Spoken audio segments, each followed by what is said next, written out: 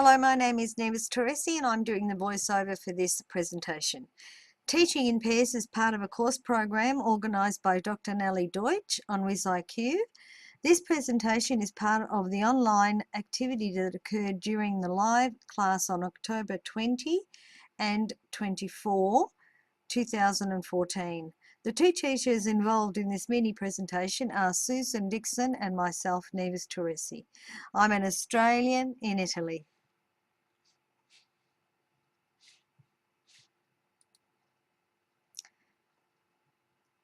Finding a suitable pair, Susan discovered the Asian pair suited our colourings. Adding some fun and colour-like images is also an important factor. Do not underestimate the value of good, clean humour.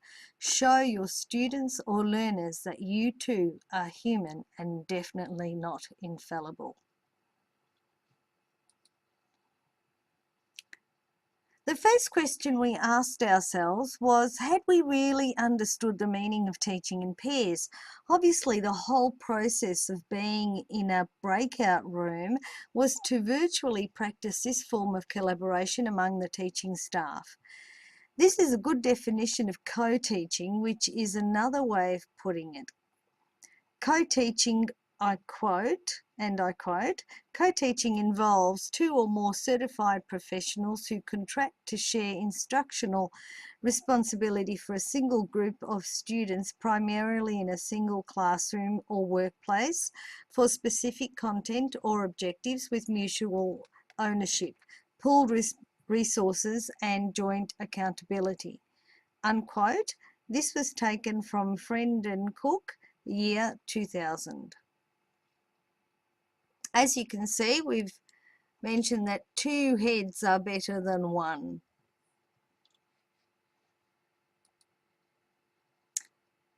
There are many challenges when working together as a team in pair teaching. If you are a trainee, then you have a shoulder to lean on, working with an experienced professional and someone to lead the way. But if, on the other hand, you are two equal teachers, sometimes thrown together by chance or situation, the challenge is in the communication channel. Remaining open. We've outlined four main challenges. The first, agreeing on an outline of the topic. Secondly, keeping any conflictual feelings aside. Thirdly, be very cautious to prevent confusion among the teachers, the learners, due to differing personality traits. And lastly, come together and meet each other halfway. Some of the benefits of pair teaching. Trainee teachers can work together with an experienced teacher, especially in the formative period following formative period, allowing for support and collaboration in settling into a teaching environment. The collaborative support helps overcome the insecurities that may ensue from new surroundings. For example, in a school, in a new class, a new locality, etc. Pair teaching also aids peers creating a communication line to actually learn from one another. Teachers and teaching methods are forever changing, especially with the advent of technological devices, creating new ways of bridging the generation gap by using creativity in learning, moving away from traditional methods like textbooks and chalk. Working together in a team creates a social bonding that leads to a classroom that can be fun, literally. Students can take advantage from seeing two viewpoints and sometimes actually feel better equipped to handle the subject when there are two teachers in the room.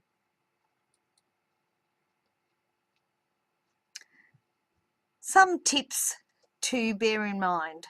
Don't just stop at the classical teaching methods. Look beyond the use of interactive tools like, for example, Get Kahoot, which can turn a class around and is a great opportunity to put into practice to put pair teaching into practice. Do not lose sight of the other pair. Ensure that the workload is divided clearly. Do not get involved in petty misunderstandings. Clear the air quickly and get on with it. If need be, go over each other's tasks just in case to avoid missing information. Sometimes showing your presentation to other peers is a good way to gauge its quality. Make sure that the students who are the denominator in the course are being heard. Is the message clear? Are they learning? These are just some of the tips to make sure your pair teaching is as smooth as a baby's bottom.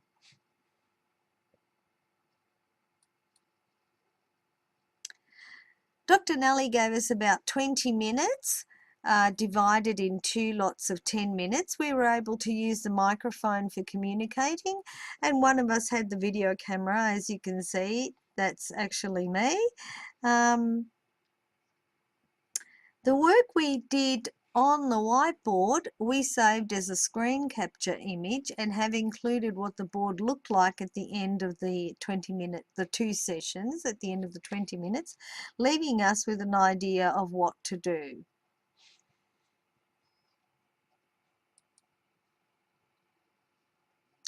We then created a Google Drive document, and this is what it looked like. The first thing we did was to share the document. We uploaded our own personal chat box that we had in the breakout room and notes from the whiteboard. Quickly laid out a plan of what to tackle. Then we divided the workload and added to it in the following days.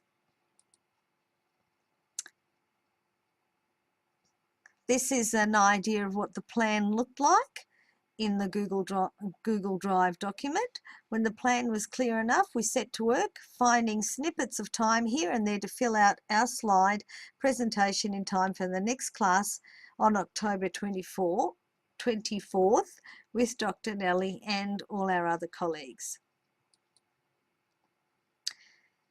This is a list of the references we had to work with. As you will notice, the first 2 were given to us by Dr. Nellie and provided directly in the class as a main source of reference during the breakout session. The others we collated from searches and readings on the internet. The links are all clickable on the slides.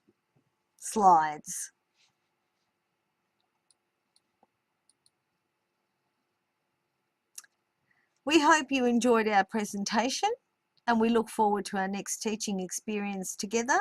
If you would like to join us and other teachers from around the globe learning together online, then join our online community at WizIQ. Signing off, till next time.